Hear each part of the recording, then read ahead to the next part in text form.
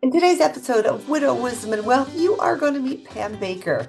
Pam is the founder of Widows Who Whine, WINE. In this podcast, you'll learn more about Widows Who Whine. You'll hear her love story, her journey into widowhood, and her initiative to carry forward her husband John's mission. He was a CFP like myself. To add a little bit of love back into financial planning, she herself is empathetic, she herself is an intuitive, and just a good soul. I hope you enjoy this listen. So, welcome everybody to an edition of Widow Wisdom and Wealth with our guest today, Pam Baker. So, Pam Baker is a passionate advocate for healing, community, and joy after loss. As a key figure in Widows Who Whine, Pam brings her warmth, wisdom, and lived experience to the table, literally and figuratively. After becoming widowed herself, Pam recognized the deep need for a safe space for women navigating grief, and so they could connect over shared stories, good food, and good wine.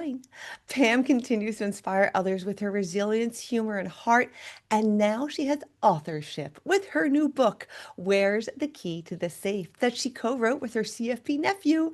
I love CFPs, and is now holding workshops to help get others organized before a life transition forces them to. Welcome, Pam. I'm so happy to have you here. I'm so excited to be here. Thank you so much. I've been looking forward to this. Listeners, I gotta say, I took a deep dive into Pam. She was so concise at filling out some of our prerequisites for this podcast. And I was like, oh my gosh, I'm a Pam Baker groupie. I love what you do. So usually we start the podcast with where we are right now, and then we back up into the story. But your story starts and flows so beautifully. Let's just start from the very beginning, the campus of Eckerd College in St. Pete. Yeah. Start with the love story for us and then carry us through diagnosis, loss, and year one. Okay. Okay. Well, I grew up in very, very, very northern Vermont, 10 minutes from Canada. So literally when I go home, my cell phone plan switches to international, believe it or not. Oh, that's Um, fun. How's your yeah. accent? And I've gotten rid of a lot of, I still say wicked. I still say wicked. That's But just a fun word. Yeah, it is. It's good. It adds that good emphasis. Yeah, so I always kind of had that desire to bust out of the small town. And like, I don't know if you remember the song Peter Gabriel's Big Time. That was like my theme song Oh, in high school. I was like, yeah. My neighbors had MTV. I went there to watch it. oh my God, yes. Yeah. So The I just videos, some videos just came out. That's how old I am, listeners. yeah, exactly. I had a neighbor. I didn't have MTV Mm, like you. no, I had to no. go to my friend's house. Yeah. So yeah, I loved it. I was just like, I have to go. I have to get out of here. I don't know why. I just felt the need to go away. And I was actually the first person in my family to go to college. And so I was gonna go. Was like the U University of Vermont is kind of where everybody went. And my guidance counselor actually said, I don't know that you're gonna be happy there. Thank God he said that. And I was like, and back then, there was not really a way to do computer searches like they have now, but there was a computer program. And I, believe it or not, did not snow ski, but I liked to water ski Okay. growing up in Vermont. And so I just Googled like water ski schools, water ski this. And that's how I found Eckerd, a tiny little school. At the time, it was 1,600 students in St. Pete Beach. I'd never been out of New England. So Oh, you were going warm. yes, I Lucky wanted devil. I did more. Penn State. Like, Yeah. I'm sorry, boogies freeze when you walk this campus at Penn Yes. State. Your eyelashes freeze. I know that was gross, Everything but it for a happens. very long time, for Yep. months and months and months. Like I don't mind a little bit of winter, but Yeah. like 10 months of winter is too much. And All so right. thankfully I got into Eckerd and I was like, okay, I'm going. And so yeah, my freshman year I had work study and all that stuff. So I had work study on campus activities and one day this handsome man walked in and I was like, dang, who is that? And my boss who had graduated from Eckerd was like, no, you don't want to, don't bother with that guy. And I was like, what? And he's like, yeah, no, that's not going to be your guy. Well, as it turns out, it was my guy. So he was a junior at the time, and we met maybe like a month later. We were at I actually started dating one of his roommates, and I went to the school dance, and he was Mm. there. He and I kept looking across at each other, and finally my guy I was dating got mad, and the girl he went with got mad, and they all left, and then we were together. Look how And that happened. it worked out. And so yeah, we started dating. It was October of my freshman year. And in he graduated. He's from Maryland, and he graduated a couple years ahead of me, and went. We had long distance for a couple years. We got the whole trials and tribulations of all that, but ultimately ended up getting married. And so I graduated in '93. We got married in '97, and yeah, we had our first child in '99 and have four kids. And Okay. pretty much every 3 years over the next four time, whatever, How 10 many years. boys? How many girls? Oh, yeah, three boys. Gavin is 26, Jake's 23. My daughter is now at Eckerd as well. Oh, And I know. And so she is about to turn 20. And then my baby, who is the tallest, he's 6'2", is 16. So okay. So you still have the count every 3 years. You were busy. yep, got him out of diapers, started over again. That's pretty much Just kidding. Why it. not? Right? Why not? So, yeah, so that's we ended up spent some time in Maryland after he graduated. I graduated, and then he went into the financial planning field and became a CFP as well, and got offered a position to open the Atlanta office for the company that he worked for at the time. And so we ended up moving down to Atlanta, Love it. and actually spent some time in his training in Philadelphia, right outside of Philadelphia. So we spent a tiny little bit of time in Pennsylvania, and then moved down here, and that's how everything started. So ultimately went out and started his own practice, launched his own business. Mhm. As you know, that's the way to go. Yeah, it And is. and yeah, so we built it from the ground up. We moved here and we were barely scraping by financially, but knew, he had the grit and the training and the know-how and Yeah. the charisma, all the things that make a great CFP, and the work ethic. So built it. And ultimately, when he started his business, I was the only employee. I stayed at home. I was a stay-at-home mom. And so Sure. he'd come home, and we'd get dinner and get the kids to bed. And then I would take over, and I'd do all the computer operations and the Yeah. communications, do all that God, I stuff. love that you share that because my second husband, Jim, helped me establish Oh, something really? financial, stepped away from being a carpenter to be my Hmm. admin. And Yeah. boyfriend, after 2 years, he's like, can I do something different? I hate Excel. I was like, oh, but we need that support. And he took the lead role for the kids. So I love that you've been so intimate and close in this financial planning industry, knowing Mhm. the importance of it, Yeah. even as your support as a wife from behind. Love that. Totally. Totally. So I did that for a few years, and it got to the point where, as the business grew, it was more of a time commitment. I was finding myself, basically working from 8 p.m. to 2 a.m. and Mhm. then having to be a mom the next day. And it got to the point where I was like, I Happy can't and do it sparky anymore. Yeah, I on can't do top it. of it all. Yeah, yeah. Oh God. But at that time we built a business up that he could afford an employee. So Sure. that's and just kept building it from there. And yeah, so that was our story as far as building the business. And he was really great at it. He was ultimately my nephew that you mentioned co-writing the book. He became a CFP, and he's 28. He worked for my husband. Yeah, So he interned and then worked at his practice as well. So love that. that's sort of the love story of where we are today. And I don't know if you want me to jump into the. Yeah, jump into his diagnosis. So, John was very, very healthy. He was always, he coached everything for the kids. He was awesome, awesome, awesome dad, like super involved. And we had a lake house. We have a lake house in Alabama. So all summer from Memorial Day to Labor Day, he would half a day Friday, get out before traffic, and take Mondays off. So we had a lot of really great family time, quality time. Beautiful.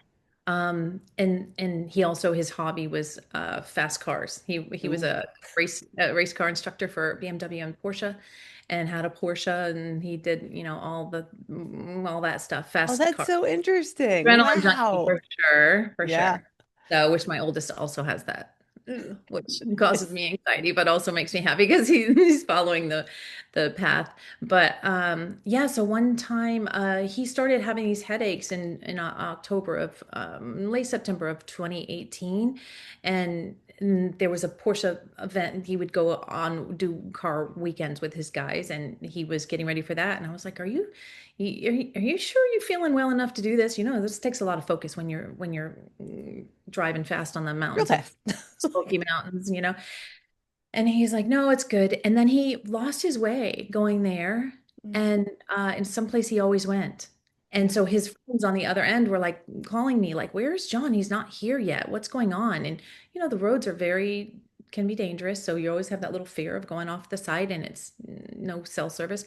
So that caused anxiety, and ultimately, he was fine. He found his way, and then on Monday at work, it was like several of us were like, "Are you okay? Something seems up. Are you okay?" A client at work Mm. said, "Are you okay? Something seems up," and he was like, "Hmm, maybe I should get Yeah. checked." Once he hears it from a client, it all means Yeah, something different. The rest of friends and yeah, family, da. yeah. That So, was exactly it. And I was like, yep. seriously. So he took himself straight from work and went to the doctor and then did a scan and they found a tumor, a brain tumor.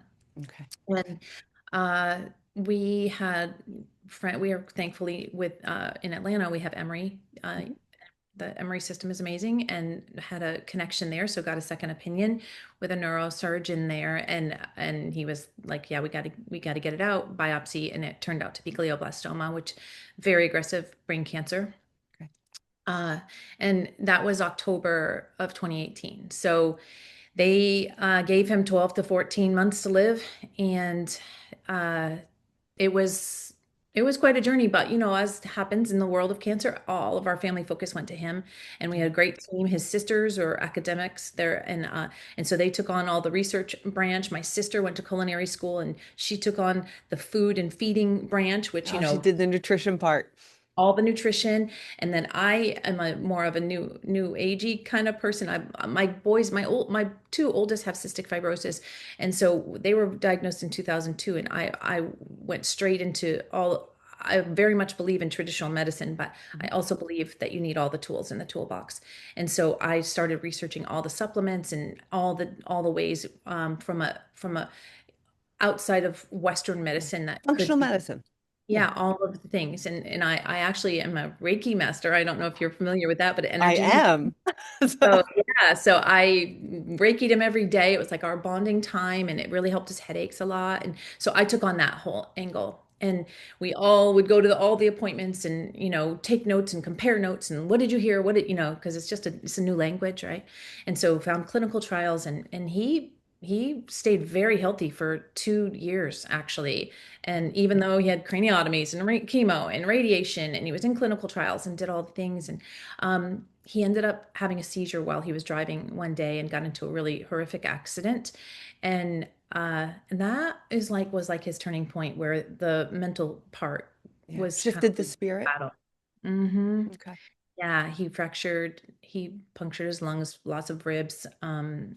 His knee was broken, and he was really, you know, living in a recliner in the living room, and you know, it was it was hard on him mentally. Sure. And so, and then all the steroids and everything, it just took its toll as cancer does. And I think that's when he lost his will to fight. Mm. And then so he ended up passing away in November of 2021.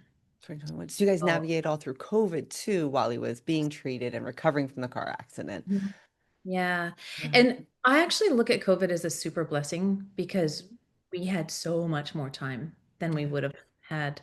I mean, it Yeah. was like everybody lock in. We went to our lake house, got internet out there for the first time. So people could go to school remotely. And yeah, we just had a I shouldn't say this because I know it might No, offend say people, it. but I loved COVID. I loved the pandemic. It was so great for our family. Yeah. You know, thankfully we didn't lose anybody, and you know, we all had our turns at having COVID, but yeah, it just really gave us so much more time than we would have had together and just a Yeah. break from life and It just slowed really down the pace of life a little bit, right? did. To Yeah. enjoy one another in full presence and have all Well, your kids home, right? Because with that age span, it mhm. was probably you probably had your oldest off to college at that time, and Here you True. have a little one still at home and two that get to come back and spend that devoted time. Yeah, blessings in Time disguise, they would right? not have had with him. And it's, we have some amazing memories from that I time. love We were that. just looking at videos the other day because we were at the lake so much, and you know, we had our circle, the people, and God, man, we had so many like the videos and all the fun. Like we had such great memories of that time. So to Yeah. us, it was a gift Yeah, for our family. So I love it. So you've shared before during the intake and I've seen you on some conversations and some podcasts like while your husband knew, okay, like we mhm. need to get things together. He's a financial planner at heart. He does this for other families. You too, and you beautifully coined it as the business of death. Yeah. Tell us about how you, being savvy in the family, being part of, that team that you say you developed to sit down and say, okay, what's next with the finances for the family to support the kids, to keep the practice going? Talk to me about that. Yeah, that was one thing that's so hard, and I've talked to people about this because nobody likes to talk about death, as we Mm-mm. know. It's taboo, people freak out, and when you're with someone and your partner's battling something like cancer, if it's delicate because if you start talking about it, it almost gives the impression that you don't have hope for them to survive it. And you don't want to lose that hope, and you don't want to give any idea that you're giving up on them and you don't think they can do it even though it's a aggressive brain cancer, probably not going to end well. It's a really hard conversation to have without a lot of other feels, the Sure. complicated emotions. So we actually didn't talk about things very much, and to our detriment because we had a CPA, we had he had a whole staff at his Yeah, disposal, at our disposal. We had a lawyer, we had all the things. And when he passed away, like thankfully, our focus was actually the business continuation plan. sure. And Continuity. interviewing people that he wanted, felt comfortable taking over his clients, Yeah. that was Clients aligned become with his. family, don't they? Yes, they They are do. very much. And Yeah. so you want to make sure they're taken care of. So we had to find somebody who was very similar to him in the way he ran his practice, and we did. But Yeah. it took a while, and we were interviewing, and I was his person. I was I could get a vibe. Like I could get a vibe for Let's just, somebody. it's a My spiritual sense you have, right? It's like I'd be you're like, nope, intuitive that's about it. not. Yeah, he's saying the things, but he's not. That's not. So when we both felt like this person was the match, we picked him to take over the business. It was great. And one thing I am still like so grateful to myself for because I'm a stay-at-home mom technically, Yeah. and insurance with two kids with a chronic disease like cystic fibrosis that literally their medications alone cost over $300,000 a Oh, year. wow. I'm like, I gotta have insurance. Yeah. So I built it into the contract of the sale is that I would be an employee and be able to keep Health. insurance until the boys age out. And Beautiful. Gavin just did our first age out, but I we're, know. It's a we moment, were right? yeah, and so I got it so that I don't technically have to work, but I'm an employee and I get the Sure. benefits. So, No. and that was a last minute thing where I was like, oh my God, and benefits, we gotta have benefits, and threw it into the contract and Yeah. part of the I um, appreciate so much you sharing that. The fact is like, so yeah, so your husband's part of this, right? But he's human and you're still in a relationship and you want to celebrate every day while planning for the imminent. yeah, But that it just, these are the last minute things that we're like, uh-oh, that, right? Because yeah, you want to yeah, live in the minute and not mhm, have to plan out forward, but mhm. you do, right? And that's I really do, honest. But you a do, little pivot like that, like recognizing that that could have been such a financial stress on you to have to yeah, pay out of pocket for health insurance for these kids and maybe not being able to carry the type of coverage you need yeah. because they have a $300,000 bill or price tag each year. When they're healthy, it's 300,000. Yeah, I mean, it's crazy. It's any kind of chronic disease that takes high level medication. Yeah, yeah, they wouldn't survive without it. So yeah, you gotta, yeah. Thank God I thought of that. I don't yeah. even know. why You we got hadn't some thought of broad shoulders there, Pam. I oh, my appreciate you being just very, word. very earnest about it.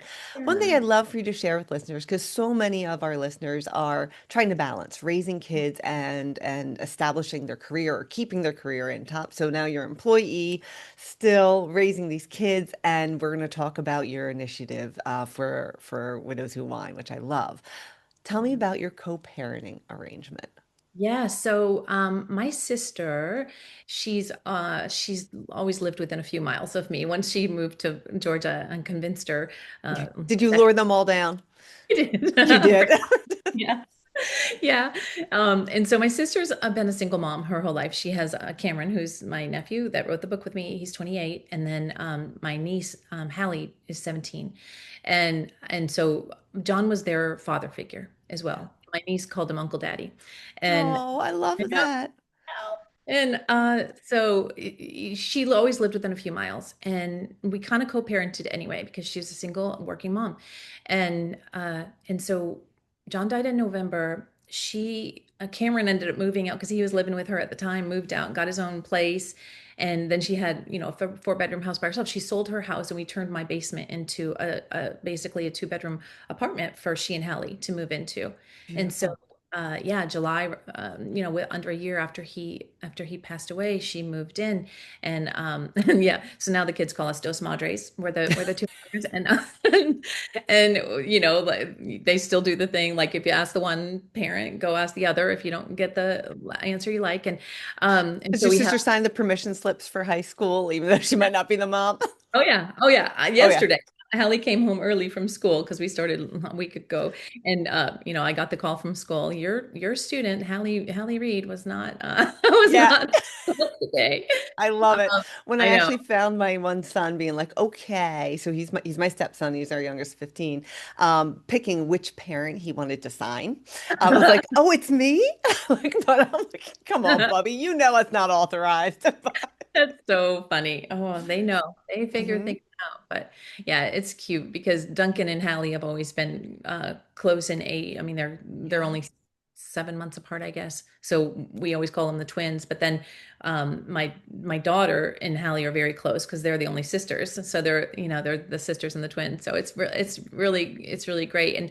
And what I end up having with things I've done with widows and other all my other adventures, I do end up traveling a good bit, and so we have a house full of heartbeats. I say Yeah. we have lots of dogs and a couple cats, and we have chickens, and so my sisters, I always have somebody here to Yeah. cover a base while I'm off, and yeah, so it's Yeah. a great co-parenting situation. Or you have those moments where you're like, "Ah, I'm gonna kill them," and she's like, I'll take over, or I say, I'll take over. I got Yep. this. Like, You we're tag good. out. That's what you do. You just tag Tag out. out. That's exactly it. Yeah. I love Yeah. it. So thank you for sharing that because that is very unique. And I think Yeah. so many people might be like, oh no, I have to be fiercely independent and show I can do it on your own. You're like, no, sometimes you just lean in and it's Yeah. better for all, for the It friendships, for the layer cake of the family. I love the Dos Madres. Like that's the best. My new husband, my nieces on my late husband's side call him Funkle. So he likes to is. call it the fake uncle, but he's like, no, it's the fun uncle. Fun He's the uncle. I knew Funkle. it was But that really did allow you this space fun. to expand, to create a mission out of all that you've learned. So tell us about Widows Who Whine. Yeah, so when John passed away, I grew up Catholic, and I make the joke that I gave it up for Lent one year, and it was the only time I was successful in giving anything up for Lent. So I just, I feel like if to touch on spiritual, I'm very spiritual, Hmm. but I just don't love some of the things that organized religion stands for. So I'm That's very fair. spiritual. So when John passed away, I was going to grief groups with my sister. She came with me, and even the ones that said they weren't churchy were very churchy. And I'm in the South, so maybe that's it. I don't know. But I literally tried all these different ones. And finally, we were like, oh my God, this is not. We jokingly were like, we're just going to start bringing a flask and turn it into a drinking game. The non-God ones, every time they say God, we're going to take a drink. And this is what happens. And so, Oh my gosh, just move to Philadelphia and be my best friend. This is crazy. Go ahead. I know. So I gave up on that and was introduced to a woman who is a life coach, but she's a certified grief counselor. And so I worked with her and I still work with her, and not necessarily on grief, just in life. And she's like my Yeah. therapist. And so I work through my grief with her in a very, I feel very good. To me, it was like the best process, very hard process, but very successful process. And so I did all that. And then there's in our area, there's a big Facebook page I'm in Roswell, Georgia, Roswell Moms Network, and there's Oh, like yeah. 9,000 women on it. And so all moms, and so I would see these things various times of my mom, my dad passed away, or my friend's husband passed away. What are the resources? And every single time it was all the church stuff. And I was like, come on, like not everybody like that serves its purpose, It does. right? But it doesn't get you to the next. Hmm. It's as you know, being a widow is very isolating, and you don't relate to the world in the same way. So your friends that are single, you can go hang out with them, but they're like complaining about their exes or whatever. And then you have your coupled friends that you hung out with. You're now the third wheel or the fifth wheel, and Yeah, they have mercy on us, don't they? yes. They invite us along. That's right, but it's not it. And so I was like, it's really lonely. And so it would be like my sister and I would be like, we were the Netflix and binge together. That's what our thing was. We just get our blankets and right. And I'm like, I'm 50 years old. I got a lot of life left. I got to figure this whole social scene out. And so one day, I don't know, my brain, I say I get these downloads from the universe, and I got a download, and I was like, there's got to be something else, like a social group that people can get together. So I literally my brain just spins and spins until I solve the problem, or at least come close. And so I was like, I got it. I wanted to have a whimsical name. I want it to be like understood Mhm. that this is a social thing. That's why I called it Widows Who Whine, without the H, obviously. And so, But it does um, have a trademark, so well done as a business owner. Well done. thank you, thank you. And so I just put it out on that Facebook group and my own page, and I said, anybody who is a widow who wants to come over to my house, I'm just gonna have a social. I'm And putting it out there. putting it Here we out there. go. Didn't know if anybody would show up. 14 women showed up that night. Do you have 2 boxes of wine? Well, actually, there's a big wine festival in Roswell, and so the woman who runs it saw my post, and she was like, "I want to donate wine to your group." So she gave me several cases of wine, How and nice was that? I know it was so awesome. So yeah, 14 women showed up, and I knew of some of them, but I didn't know any of them, and that's how it started. And so I just decided once a month I'm gonna organize a social event. So the very next one I did was axe throwing, very popular. And so I do everything from like Cameron's run a financial planning 101. We've done home maintenance 101. So I like to call it like learning and libations. Every now and then I'll mix in a learning and libation, but mostly it's social fun. Good. And just one thing a month. And now the group in our area has grown. There's over 350 women in it. Love that. And so all these women, I tell them, it's your group, whatever you want to do. So somebody does a widows who dine because she likes to go out to eat and wants to have somebody to eat with. That's every month. We have a book club. We have widows who trivia. We're doing our first widows who travel in October. We're going to Costa Rica. Ooh, So all it grew these, tentacles. yeah, it did. And it's not like I don't have to run those things. We have mahjong, we have cornhole, we have oh my gosh, all kinds of anything people want to do. They just do it and put it out there, and it's awesome. And I've actually I had so many people reach out to me from other states saying, "Do you have anything like this in Ohio, in Pennsylvania, in New York?" Yeah. So I worked with an app developer, and I've developed an app called Widows Who Wine, which is in the app stores, but I don't love it yet. It's trying to be me That's and all the places. honest. We're still like I haven't. It's it's out there, but I haven't promoted it at all because I'm trying to figure out how best to use it. So it's more like replicating me in those places because you need a me to Yeah. start it, right? Yeah. And you So want to serve that community well to be successful. So you're just yes, waiting until it's a yes, great tool to serve well. yes. So it'll come when it's meant to be. So And so that's how that whole thing started, and it's been such a joy, and I get so much joy from it because I see these women that have literally we had something we have two we have like our little core group of people, and we had a little going away party a couple weekends ago because one of them's moving from here to Delaware where her heart is. She's going to the beach. Another one's moving back home to Nashville, but she quit her job and she's going to travel. She's going to Africa. She's doing all these things.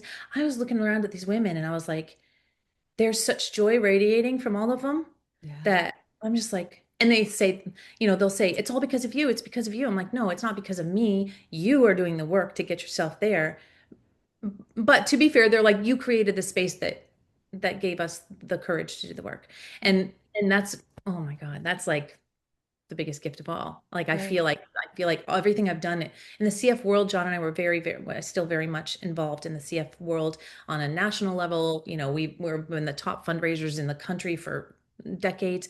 All the things I feel like all the skills I learned in that world have Yeah. brought me to where I was sort of meant to be in this space. So Yeah. it's been amazing. Like to know how to build that community, how to build that support, to do that fundraising for cystic fibrosis, right? Right. And now to bring it back down into 14 women in your living room, right, with some donated wine, to Yeah. now people that just keep empowering one another. And it's that Mhm. trickle down effect, right? That is just Beautiful. filling your cup and your soul. And you're impacting people even though you don't know it, right? Because the Yeah. mission is just spreading through. I love Amazing. that. I love that so much. All of the contact information on how to find out things about Widows Who Wine will be at the bottom of the podcast. So if anybody wants to connect with Pam, that information's in there. Don't worry, we're sharing it. So, Yeah. And I'll add one more tip before we move from that yeah. because I think it's really important and I'm not I don't want to assume your feelings, but um this one example of a woman that came to our book club. So even the other things that I don't organize, I try to attend everybody else's things. So I'm very busy socially. Another good reason Again, is here, the and co-parenting is she does working. dinner. Yeah, I hate to cook, and she loves to cook, so it's perfect. I hope she leaves leftovers for you after a very Yeah, busy day. she does, she does.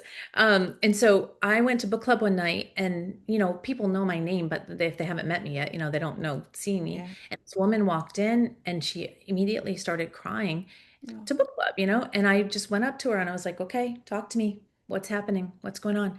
And she said, I have been a widow for 10 years and this is the first time I feel like I can breathe.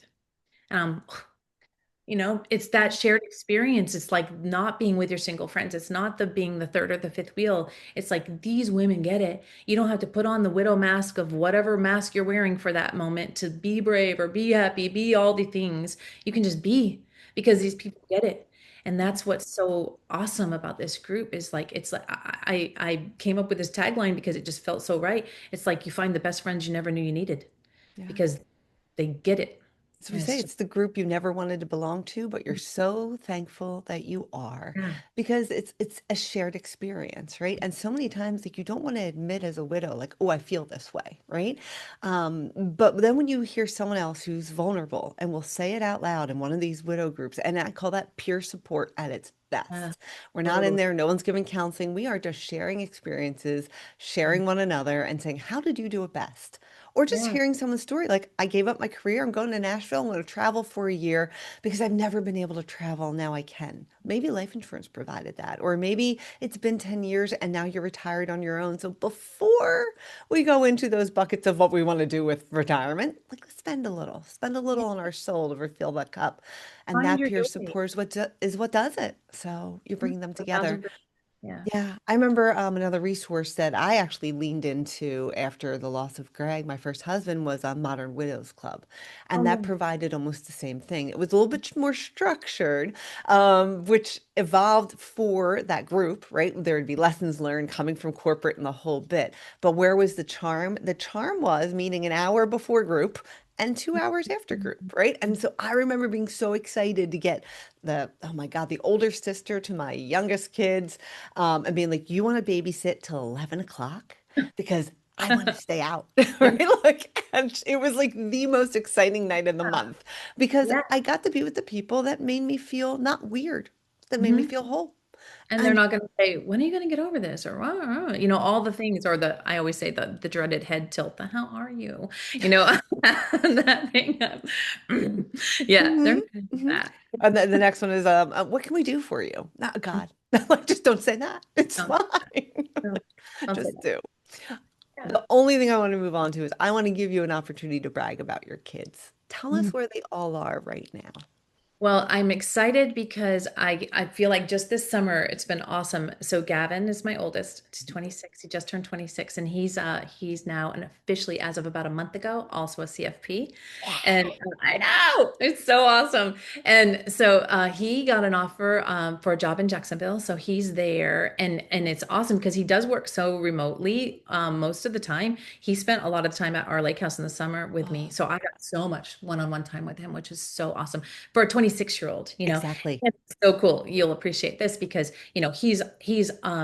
he's on his computer doing his virtual. I'm like hearing all his meetings and hearing all the things going on. And I'm just like, dang, he's good at this. Like he's just like his dad. He's so good. And so I'm like, I think I've officially successfully launched one child. Look at you. You know, so exciting. And then Jake, my second one, he lives with him in Jacksonville. Okay. He moved there too. He's still sort of finding his way. He's one of those COVID kids that, school didn't work so well. Mhm. He was off at school, college. He's super smart.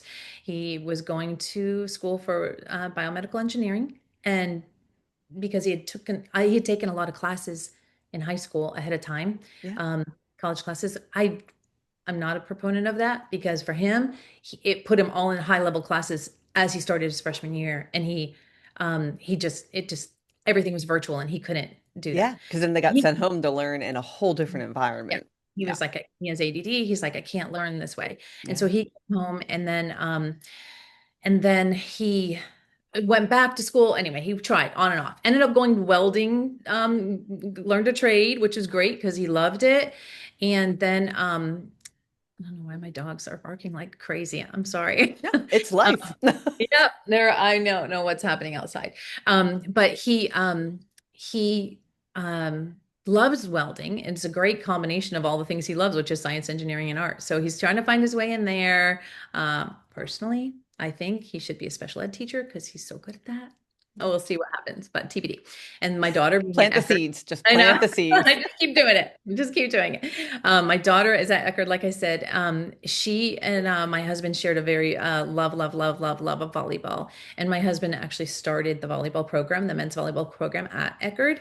And so when he passed, there was a capital campaign that one of his teammates and best friends started for the school. And so the outdoor beach volleyball complex is now called Baker Beach. Oh, And she's a volleyball player. So that's just really magical. She just feels like her dad is right there with her, oh. which is really cool. I can see t-shirts with it on, Baker's Beach, It's the whole so bit. cool. Love It's it. so cool. Yeah. And then Duncan, like I said, he's my sixth. He's a junior in high school. So we're just starting the college um search for him. And he actually just I heard him talking on the phone to Gavin the other day. I was with Gavin, but I heard him talking to Duncan, and Duncan was We were asking. not eavesdropping. She just heard I it. know, I just heard it. And I was like, what were you guys talking about? He's like, Duncan was asking me what it's like to be a financial advisor and what kind of classes you take for that. And so maybe we'll have another one. I I don't know. love it. I have all six and I try. I try so hard and they just all stare at me. So now I've got my love into my nephew who's like a finance major and Oh, he good. lives with my youngest and I'm like, "Come on, Bill. It's a great like look how happy my family is with CFP." It's like, So don't you good. love hanging with new Aunt Donna? Exactly. I'll show you the road. It's all Yeah, we're good. trying, but it's a wonderful, wonderful practice to, again, how to impact people's lives and generations to come by just giving goodwill out there and good professional guidance, but it Yes. becomes so Community connection. personal. Yeah. Mhm. It Yeah. does. You said it's family. And like It's you family. said, you were able to really enjoy time together, right? When you had the second house, right? And your husband had that flexible schedule. So Yeah. all listeners out there, push your kids to become CFP, certified Yeah. financial planners, and just bring this industry with a lot of heart into it. And that's what I hear when I talk to you and hear from you about how you and your husband started your practice, how you helped him build it, then how it evolved, the give back. You added love into financial planning, which some people don't think is there. And now Yeah. that your son's in it, it's because you modeled that. So thank you for expanding our industry. Thank you Mhm. for expanding the lives of the widows around you and the trickle effect it's having. And thank you for your time today because I have just so enjoyed your message and I hope our listeners will too. Again, we're going to have all the information for widows who wind down there and how to connect with Pam. She does workshops with her nephew about the book. So tune into there. We'll wait for the app until you tell us to go. Yes. And we can't wait. Any last pieces of wisdom you want to share with the listeners? Well, I'll share just touching on the book for a second because, as you know, people think the business of death is you can wait, and one of the whole precipice for the book was because even though I had a team, even though we knew it was coming, we were not prepared, and so much of it is you don't know until you know. Mhm. And for instance, for me, I didn't even know where the will was, and when I finally found it, Duncan wasn't even on it; it wasn't updated, and so Cameron, thankfully, my nephew helped through all of the whole probate process. But the whole point of the book is it's called Where's the Key to the Safe? As you mentioned, it's because I also didn't know where the key to the safe was. That's why it's named that. Yeah. But the subtitle is How to Avoid Probate Pitfalls and Maximize Family Finance. And all of that is having those conversations ahead of time when it feels uncomfortable, but you have to do it because I'm telling you, trying to manage that while you're also grieving is impossible. Yep. So having those conversations are so important ahead of time, even if it feels uncomfortable. It's so important, and everybody. I'm sure you say this all the time too. People think that an estate plan is for the wealthy. An estate plan is so important. Yeah. And it protects you so much more than a will. So the business of death is more than just a will. That's my long-winded way of saying that. Is So being take care organized of and business. prepared. Yep. Take And care I'm of going to business. share with you because you talk about, tell everyone the title again of your book. Yeah, where's the key to the safe? You can find it Where on can they find it? Amazon, and we made a workbook to go along with it too. So chapter by chapter, and we tried really hard. It was really important to me because when John died, I really read a ton of financial planning books, and most of them are boring, and Yeah. it's not my love. So like your kids, I glaze over when I'm talking about finances. I'm like, ugh. And but this one, I'm the storyteller. So each chapter starts with Pam, and I tell a story and then Cam, and he comes in and gives the professional perspective on it.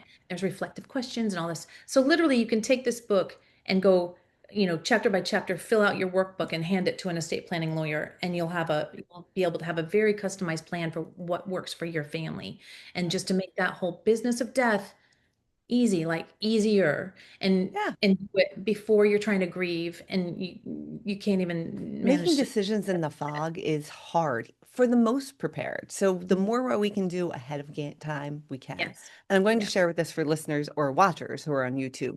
This is my bag of keys that we found in my husband's nightstand after he passed. And I still, to this day, don't know where they all belong. So there Wow. might be lock boxes, there might be safes, there Mhm. might be other things. Now, I took care of the finances. I wasn't a CFP back then, but I took care of the family finances. So I thought I knew where everything was. Apparently, they keep coming. I didn't, Oh, right? yeah. So when I read the name of your book, I was like, oh, that's like my bag of keys. And Yeah, there was a relief, right? Like there's a book out there that you are teaching workshops on. Like here in our practice, we have what's called the personal document locator. It's like 5 pages just to get people started. right. But you have a resource that like just dig in and share while your spouse is alive or your partner, or even you're co-parenting with your sister. She's probably Yeah. the first person to say, okay, where is everything? Share Yeah, those conversations and open that financial transparency in totally. relationships. Do And it this, now. and it's really not even just for your partner or my sister. It's like anybody you have a financial connection with, your kids, your parents, Yeah, your your business business partner, partners. all of the things like you have to have these conversations just to Yeah. set everybody up for success. I love it. Pam, this has been amazing. Thank you so much for being the person you are. Everyone, again, all of the details of how to get in touch with Pam, get a copy of the book will all be in the show notes. And I look forward to talking to you again. I think our paths will cross. So, thank For you. sure. I hope so. It was a pleasure. Thank you. Thanks.